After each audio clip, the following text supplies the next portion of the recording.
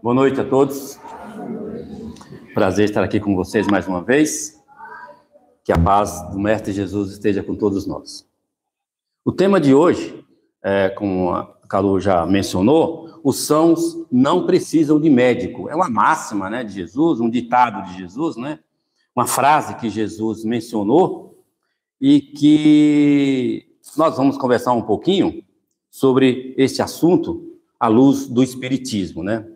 Gostaria já aqui, que se todos estiverem acompanhando aí, na página 284, no item 11, vamos ler, por enquanto, esse item 11 aí, que é a mensagem, o texto extraído do Evangelho de Mateus, né, que consta lá na Bíblia, certo? E aconteceu que, estando Jesus assentado à mesa numa casa, eis que, vindo muitos publicanos e pecadores, se assentaram a comer com ele e com os seus discípulos. E vendo isto, os fariseus diziam aos seus discípulos: por que come o vosso mestre com os publicanos e os pecadores? Mas, ouvindo-os, Jesus disse: os sãos não têm necessidade de médico, mas sim os enfermos. Bom, aqui a gente já pode achar estranho, né? Que prepotência, né?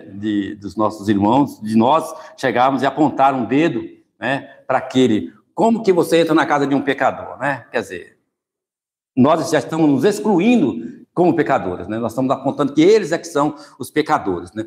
Mas para a gente entender um pouco mais por que essa frase era tão usual na época, eu vou pedir para vocês pegarem o Evangelho e abrir na página 23, para a gente entender quem eram os publicanos. Aí fica mais fácil, né? Eu posso explicar, mas é melhor a gente ler, né? Só para a gente saber exatamente por que é que havia essas citações, essas discriminação, né? Esse preconceito contra os publicanos. Vamos ver o que Kardec fala dos publicanos.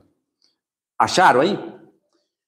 Eram assim, publicanos eram assim chamados na Roma antiga, ou seja, não tinha nada a ver com Israel, né? Já começa daí, tá certo? Não era nada dos judeus, né? Na Roma antiga, os cavaleiros arrendatários das taxas públicas, encarregados da cobrança dos impostos e das rendas de toda espécie, fosse na própria Roma ou em outras partes do Império, né?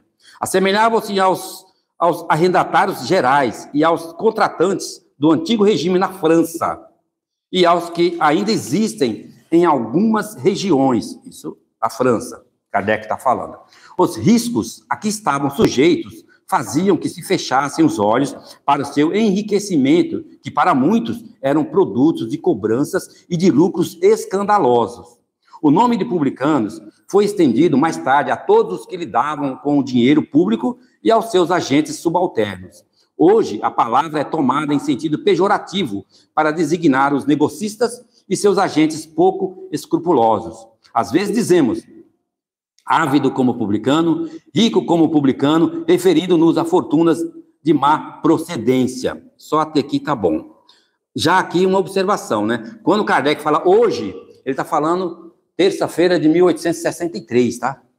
Ou 1864, que foi a época aí desse período que o livro foi escrito. Hoje, 2025, ninguém nem sabe nem quem é publicano, muito menos dizer que é ávido como publicano, né? A gente falaria de outras formas. Nós temos outras discriminações, nós temos outros ditados aqui na atualidade para nos referir aos corruptos, às pessoas que, do nosso ponto de vista, né, enriquecem ilicitamente. Do nosso ponto de vista, não quer dizer que isso acontece de verdade, tá certo? Aí nós criticamos, mas publicano ninguém usa mais essa palavra publicano, só para a gente se situar na época de 1860, na década de 1860. Então, voltando lá, nós vamos ver que os publicanos eram os cobradores de impostos. Tá?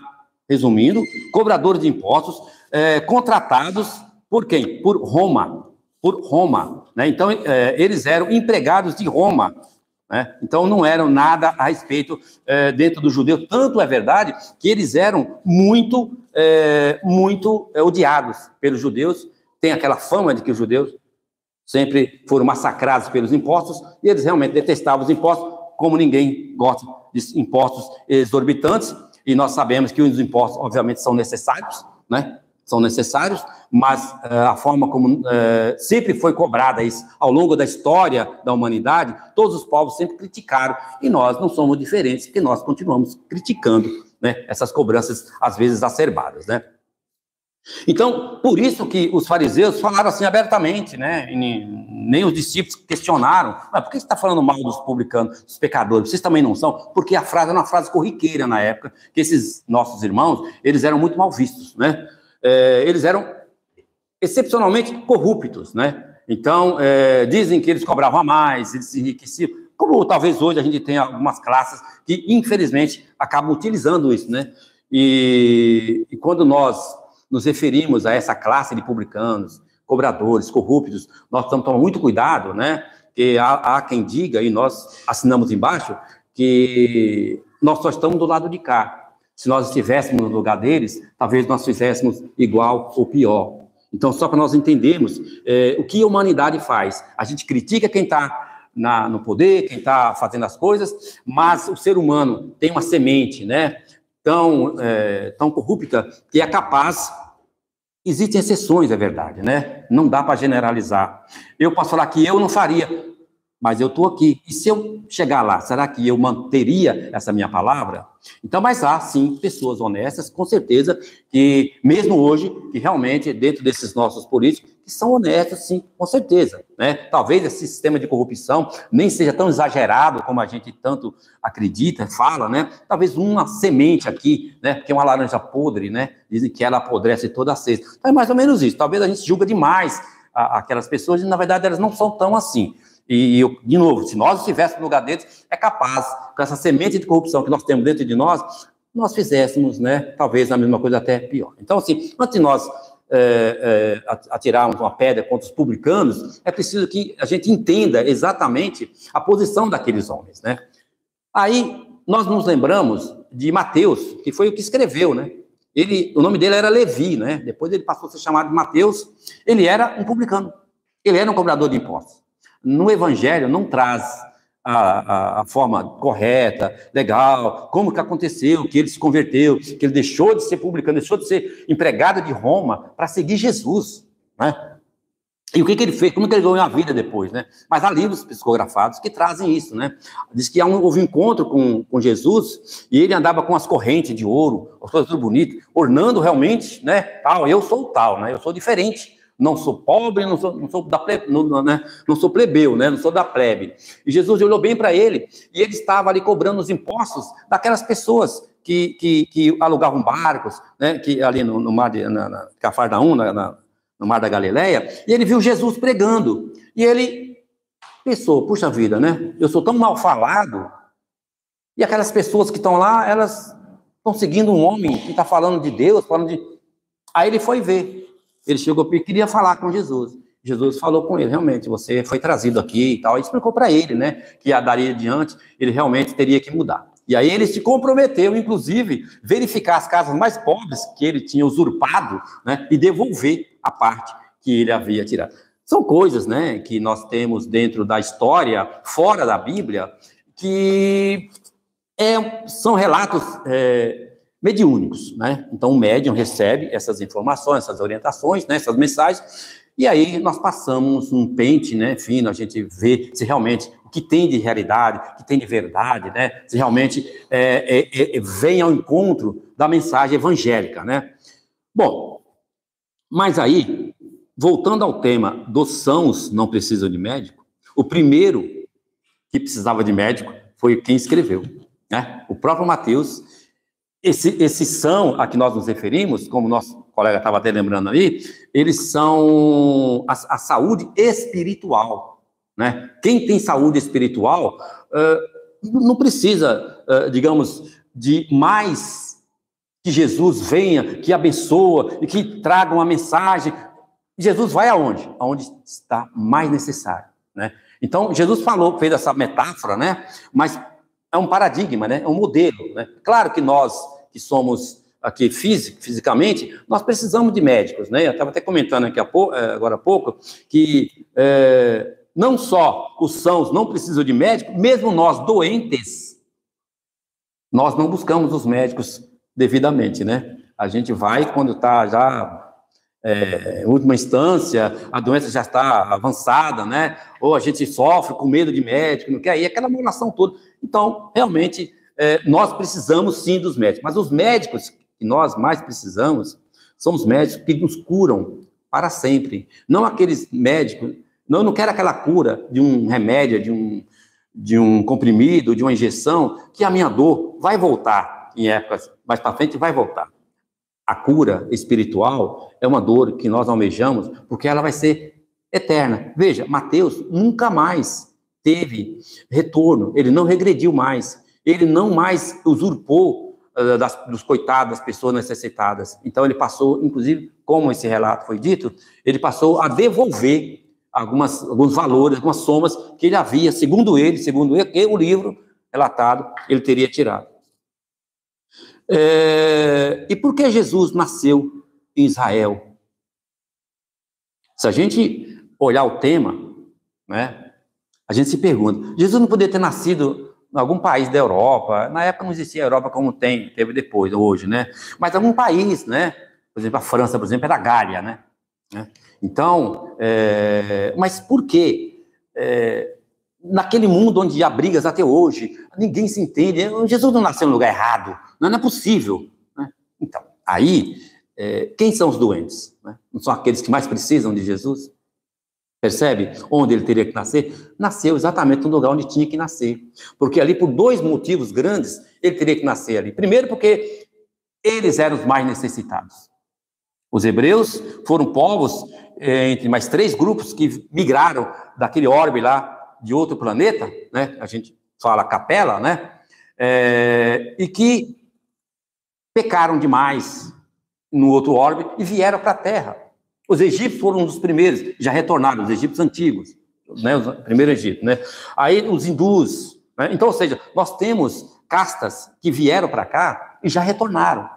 Existem muitos ainda, mas os hebreus, segundo o relato, eles foram o quarto grupo que era um pouco mais necessitado. Então, Jesus teria que vir ali naquele meio para ajudar nessa ascensão espiritual. E o outro motivo, e aí é uma virtude dos nossos irmãos hebreus, que eles eram monoteístas. Era o único grupo na Terra naquele momento que acreditava no Deus único. Então, Jesus precisava dessa semente. Eu preciso de uma semente para que a árvore cresça e dê frutos. Se não houver a semente, não tem como. E ali havia semente no berço judaico.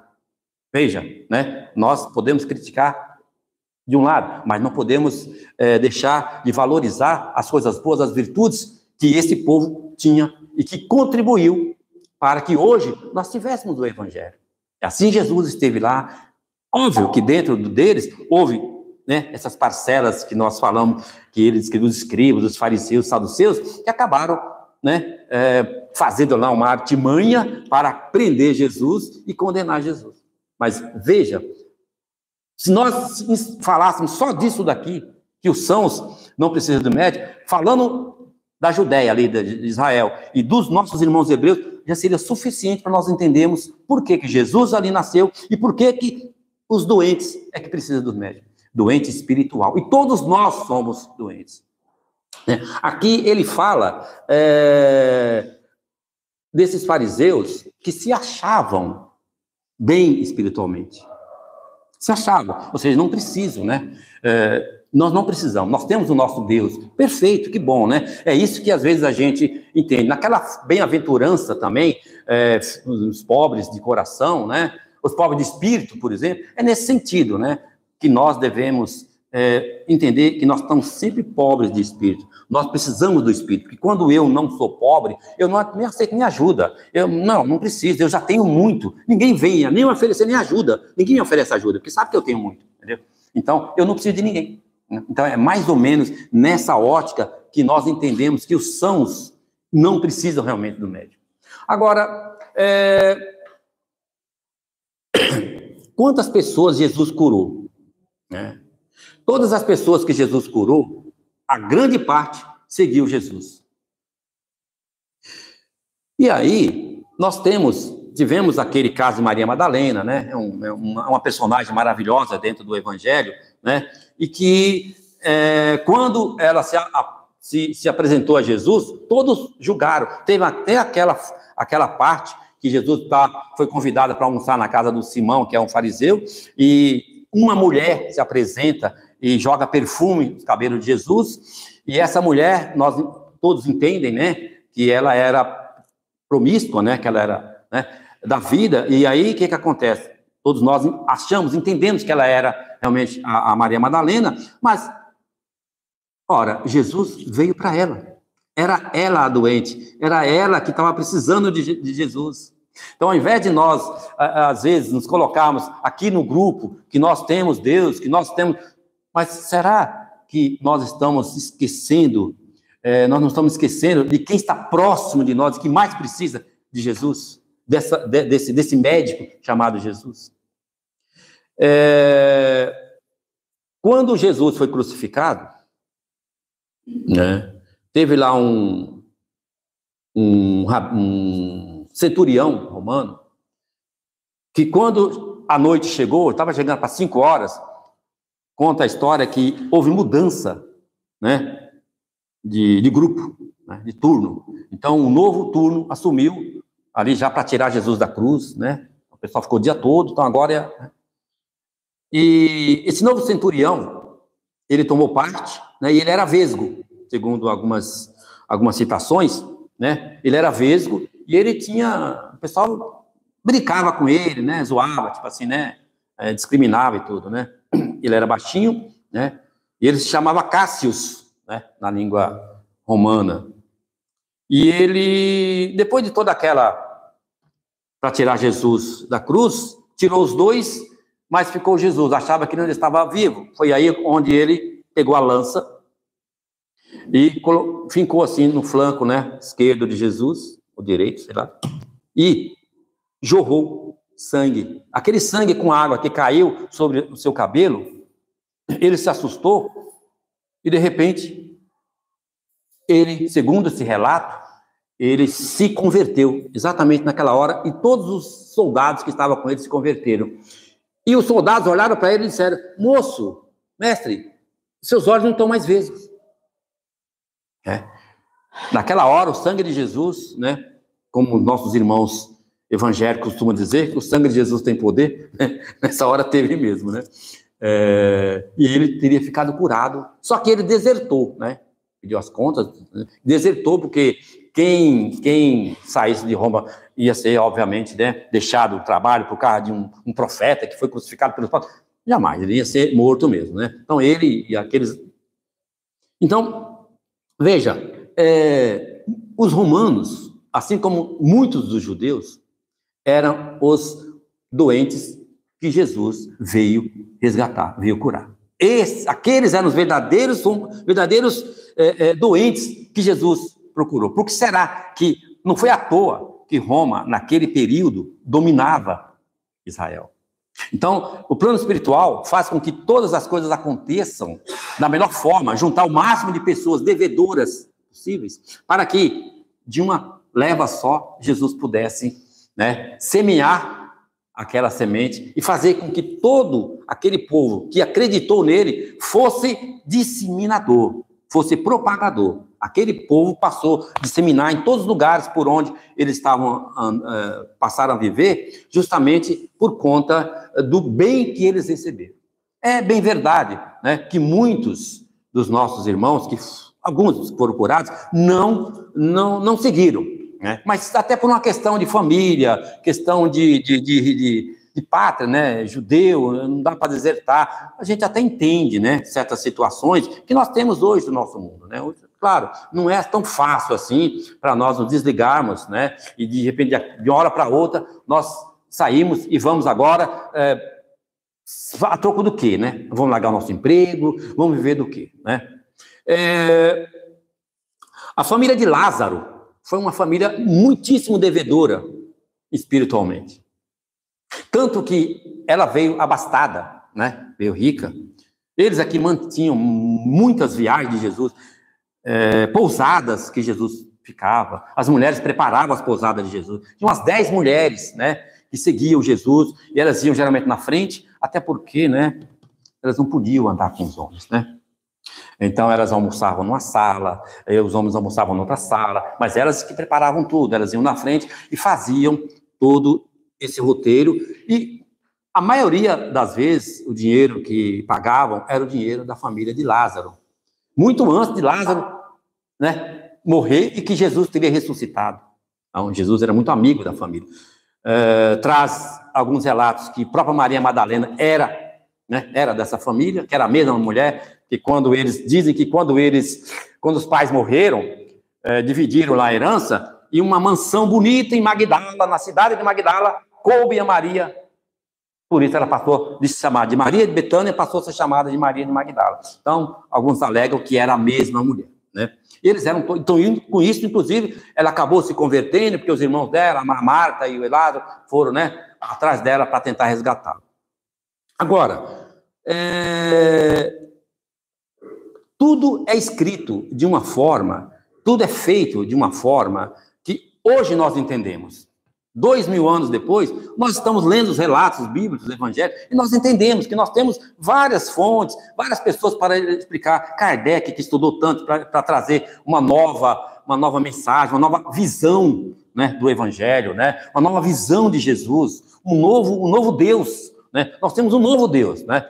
Acreditamos que quando nós conhecemos o Espiritismo, nós conhecemos um novo Deus, né? Um verdadeiro Deus, um Deus, né, que faz assim para eu pousar, e não assim para me bater, como antigamente, né? Então é um Deus maravilhoso, é um Deus em que eu confio, que se eu não estou melhor, não é por causa dele. Com certeza não é, né? Nós temos os nossos problemas, nossas fraquezas, e nós não andamos. Quantas vezes nós somos teimosos, e Deus está sempre ali, colocando coisas na nossa vida, na nossa frente, no nosso caminho, que nos impulsionam, e nós acabamos achando que não é isso, não quero. A nossa rebeldia faz com que o nosso avanço espiritual retarda demais. Né? Kardec, né, aqui na mensagem, eu nem vou ler, tá? Aqui na mensagem, vocês talvez já leram, quiserem ler, ele trata de uma doença, né, que está sendo curada com a mediunidade. Se a gente lê o relato que ele faz aqui, desse tema que nós estamos falando agora, 90% ele fala sobre a mediunidade. Ora, por quê? Né? A mediunidade não é um dom, né? Sim, é um dom, uma faculdade mediúnica, que ele fala que nós já nascemos com o âmbito, né, físico, biológico. Não é todo mundo que tem condições de ter essa mediunidade ostensiva, né? De escrever, de escutar espírito, de ver espírito. Já vem no perispírito esses princípios para que nós sejamos esses médiuns. Né? Mas para que serve a mediunidade? Aí, para escrever livros? Só para trazer mensagens do além? E os nossos irmãos videntes, né, que muitas vezes, né, arbitrariamente, usam mal usam de forma particular, por proveito próprio, né? Livros que são vendidos caros, né? Em troca do quê? Às vezes a mensagem, nós nem temos, passar um crivo nessa mensagem, crivo. A gente não dá para saber se realmente aquilo que foi escrito é verdadeiro. A gente não sabe qual foi o espírito, quem é esse espírito, de onde que é esse espírito, em que momento que esse médium estava recebendo essas informações, né? Então, a mediunidade, ela é uma cura. Sabe para quem? Para o médium. Para o médium. Aqui da nossa casa, nós temos alguns médiuns, vários médiuns. São os primeiros a chegarem à casa e são os últimos a saírem. Quando nós vamos lá, fazemos uma fila, tomamos o passe, eles usam, né, as suas mãos, seguidos pelos impulsos da espiritualidade, transmitem para nós parte deles e parte da espiritualidade, para aquilo que nós estivermos precisando. E nós vamos embora. Depois que foi todo mundo embora, eles saem e não tem mais ninguém. O serviço do médium é um serviço pesado. Por que será? Às vezes a gente fala, sou médium. Não se vanglorie, porque realmente é uma cobrança mais pesada para você, né? Pessoas que ficam em centros, que eu já participei, já fui, o dia inteirinho incorporada. de inteirinho incorporado. Quando ela terminava os trabalhos, ela estava arrebentada, corpo físico, né? Ela dizia que nem a comida que ela comia fazia efeito, parece que é o espírito que comia, ela falava. Dizia, não sou eu, não é possível, eu termino com fome, cadê aquela comida que eu comia? Mas o espírito não come, mas é por causa das energias que são despendidas. Então, nós, que não somos médios ostensivos, né, de repente podemos dar graças a Deus, né? Porque talvez a nossa doença não seja tão grande. Vamos pegar a parte que nos cabe, né? Eu estou falando que eu não sou, né? Vamos pegar a parte que nos cabe, né? Mas, de qualquer forma, né, a mediunidade, Kardec fez questão de explorar aqui a mediunidade. E ele ainda fala ainda, porque essas coisas que o médium escreve, que fala, está falando para quem? Para você mesmo. É para você próprio que ele está falando, entendeu? Então, esse é um grande remédio para muitas pessoas que vêm com essa faculdade mediúnica, seja ela qual for. É um grande remédio. E o que eu faço com esse remédio? Curo só a mim? Aí que está. Não. Aí sim, eu vou trabalhar numa igreja, porque nas igrejas está cheio de médios, né? Dão outros nomes, né? Cheio de médios. E nós aqui na doutrina espírita também, né? Óbvio que onde mais tem médios, né? Na doutrina espírita. Nós vamos fazer o quê com a nossa mediunidade? As pessoas estão me curando. Você acha que José Arigó, aquele que recebia o espírito do Dr. Fritz, você acha que ele não tinha um grande karma, um grande trabalho para desenvolver? Né? E o Dr. Fritz veio fazer o quê aqui? E outros médicos que vieram fazer o quê do lado espiritual? Dívidas. Eu quero pagar o máximo possível. Então, Deus permite e eles vêm, se preparam, né? E vêm fazer. Então, tudo tem um entrelaçamento, né, com as duas partes. Tanto com os médios, tanto com aqueles que são curados. Porque há livros que a gente pega aí que fala que Jesus não curava, não conseguiu curar todos. Porque muitos esperavam que Jesus fosse bater na casa deles. E Jesus nunca bateu na casa de ninguém para curar ninguém. Sempre as pessoas iam lá, corria, mestre, inclusive uma das mulheres que foi atrás de Jesus para ser curada, vocês conhecem aquela passagem alguns chamam de hemorroíça, né? Que é aquela mulher que tinha um problema lá de sangue, né? De escorrimento, e ela tinha que ser curada. E ela acreditava que tocar nas vestes de Jesus somente ela seria curada. Essa mulher, até alguns livros trazem o nome dela, um nome estranho, tal de Enui. Ela era doente. Jesus veio para ela. Mas e se ela não fosse atrás de Jesus? Ela não seria curada. Então, tudo isso mostra para nós, sim, que Deus é igual para todos, mas ele deixou o livre-arbítrio e que deu duas pernas para nós. Vamos atrás da nossa cura. Vamos atrás. Se eu não estou bem aqui na casa do Espírito, porque eu não conseguia... Vamos em outra, vamos na igreja. Não importa, vai para a igreja católica, não importa. Falar em igreja católica, né? Essa mulher, a Ana Catarina, ela era uma beata que morreu em 1824 e durante 12 anos ela ficou na cama, segundo os relatos biográficos, que não dá para comprar porque eu não tenho comprovação, mas segundo a história dela, você pode procurar aí, né? Ela ficou 12 anos se alimentando de hóstia, que o padre levava, mais água. E ela começou a falar coisas do Evangelho, coisa de Deus. E alguém, peraí, começou a anotar. Uma das grandes anotações que fizeram resultou no filme, no livro A Paixão de Cristo, que em 2004 foi lançado com Mel Gibson, A Paixão de Cristo. Por isso que nós achamos que aquele filme, eu nem aguentei assistir, sinceramente, é muito sofrimento, é muito sangue, Jesus é muito espancado, é muito judiado, porque realmente foi a visão que essa beata teve de Jesus. E ela diz, olha, muitas coisas que os evangelhos trazem são corretas, mas não é só aquilo. Aquilo foi só um pedacinho que os apóstolos se lembraram. Ela assim, eu estou vendo a visão, eu estou no meio, estou aqui. Ela disse que não conseguia nem falar de tanta mágoa que ela tinha, tanto choro. Ela ficava muito triste, e às vezes ela não conseguia nem lembrar os nomes das pessoas. Então, essa nossa irmã, ela teria ficado 12 anos, né, ali na cama, em troca do quê?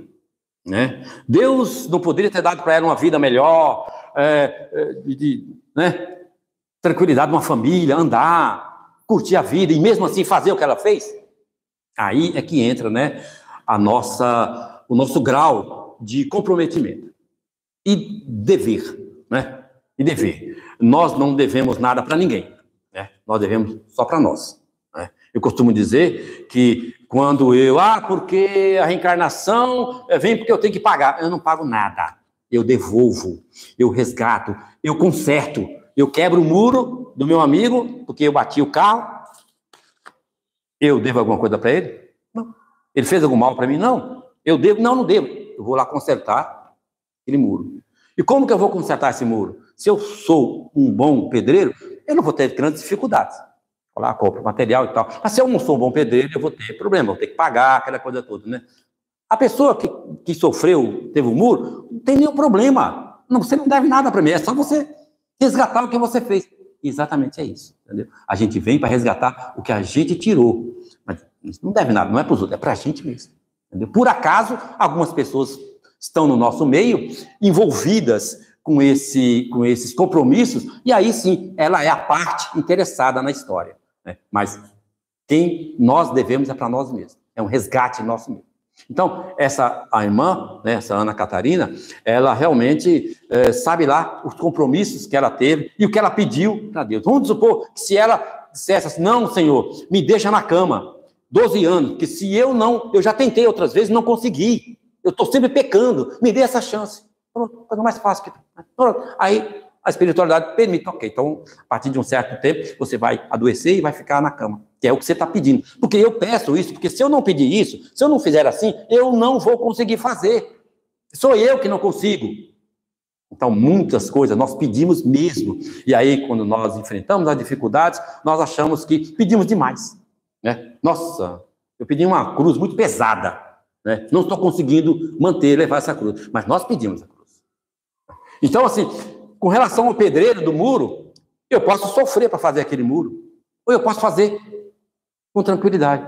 Ou seja, eu posso resgatar os meus débitos com dificuldade, ou com alegria. Eu posso simplesmente quitar os meus débitos de uma forma gostosa, ao lado de alguém que a gente ama, numa família, numa igreja, num centro, numa sociedade, e ao mesmo tempo eu posso quitar sofrendo, doente. Por quê? Porque eu não estou fazendo as coisas certas. Eu estou revoltado, eu estou brigando, eu estou discutindo, porque eu não mereço. Na verdade, quando a gente não aceita a nossa carga, ela fica muito mais pesada. É nesse sentido, né? Então, quando que Jesus entra na nossa casa? Quando nós abrimos a porta. Porque quando nós não abrimos a porta, nós temos tudo lá dentro. Nós não precisamos dele. Isso é normal. Isso é muito natural isso daí, né? Assim, a gente vai falar e tal, a gente acha meio estranho, mas é uma coisa mais natural da vida do ser humano, isso aí. Quando a gente está bem, de saúde, às vezes não lembra nem de agradecer, né? Foi muito engraçado, né? Porque hoje eu tive um problema no imposto, caí na malha fina, aí eu não sabia, nunca tinha, 30 anos fazendo, nunca tinha caído. Aí eu fui na agência, né? E o problema grave, eu não sabia, meu problema não estava acessando a senha, eu estava assim ficando... Aí no carro, quando eu estava aqui na agência, eu fiz uma vibração, né, para a pessoa que ia me atender, para que Deus iluminasse, que ela fosse, e que ela pudesse resolver o meu problema. E aí eu esqueci aquilo. Chegamos lá, e até a mulher que eu ia procurar não estava, aí o rapaz me atendeu, muito solícito, né? Aí começamos a conversar, e vai, muda daqui, entra, até que descobriu que eu realmente estava fazendo uma senha errada, né? Aí ele falou assim, mas você digitou a sua senha a vida inteira assim? Foi. Digitou errado. O sistema não está catando o que você está digitando. Está catando antes. Você pensa que está digitando. Aí eu falei, nossa, como é que você captou isso? Ele falou assim, me deu um estalo divino aqui, ele falou. Ele falou, eu falei, peraí. Pois acredite. Se você não acredita, passa a acreditar. Porque eu vim na estrada pedindo uma vibração para quem me atendesse, tivesse uma intuição divina para resolver meu problema. Então tá aí. Então, parabéns, né? Continue iluminado, faça isso também com as outras pessoas e resolver o meu problema. Olha que interessante. Então, assim, essa vibração, aí é legal a gente falar de vibração, porque às vezes as pessoas não entendem o que é vibrar no espírita, né? Vibrar é isso. Vamos lá, aí, legal, tal, desejando boas vibrações, boas energias. É isso vibração, né? É isso que é vibração. Vale mais do que oração, vale mais, porque depende muito da forma como a gente faz as orações, né? Bom, para a gente fechar esse tema sobre os sãos não precisam de médico, tem uma historinha E tinha um mosteiro, né, em determinado Oriente aí, e o mestre tinha vários discípulos, mas muitos discípulos, né? Tinha mais de 100 discípulos. E aí os discípulos eram muito organizados, disciplinados, para almoçar, era tudo bonitinho, quietinho e tal. Mas tinha um que era meio rebelde, né? Bebia, chegava a ser bêbado, né? Ninguém queria muito ficar ao lado dele, porque ele falava bobagem aqui e tal. E aí chegou o tempo em que esse mestre ia partir. Ele recebeu a notícia, olha, estão avisando que eu vou desencarnar, eu tenho que ir embora, né? E eu vou ter que colocar alguém no meu lugar. Eu vou escolher. E aí todo mundo fala, sou eu, porque não sei o que e tal. No fim, ele falou assim, olha, o escolhido é fulano de tal, aquele que bebia, aquele que atrapalhava, aquele que era desordeiro. É óbvio que os outros ficaram revoltados. Como? Justo ele. Então não adiantou nada nós fazermos as coisas corretas. E aí o mestre explicou para ele, meus amigos, para ficar no meu lugar, eu precisava de alguém que fosse transparente. Eu sei que ele é rebelde, eu sei, todos nós sabemos que ele é mentiroso, todos nós sabemos que ele não é assíduo, é impontual, tem os vícios, todos nós sabemos. Agora, me fala o seu vício. Falou para ele, você, qual é o seu vício? Porque você mantém uma ética aqui muito perfeita. E lá fora, como que você é? Eu não tenho mais dúvida. Então eu preciso de alguém transparente. Vocês passaram a vida inteira escondendo os seus malefícios, os seus vícios, os seus erros, e aqui dentro você se comporta como um anjo. E aí, mais um exemplo para nós, que achamos que trabalhamos, né, para Deus, que trabalhamos para o centro espírita, para as igrejas, seja ela qual for a religião. O nosso comportamento dentro do nosso estabelecimento espiritual é semelhante ao nosso comportamento lá fora? Será que eu escondo as coisas? Eu deixo as coisas no carro, na minha casa, lá fora, antes de entrar aqui? Será que o mestre me escolheria para ficar no lugar dele?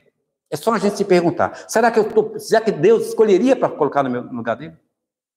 Veja como nós, às vezes, vivemos de forma um pouco sem pensar, achando que nós somos o tal, né? E no fundo, às vezes a gente está mais atrasado do que aquele que vai a nossa calçada, né?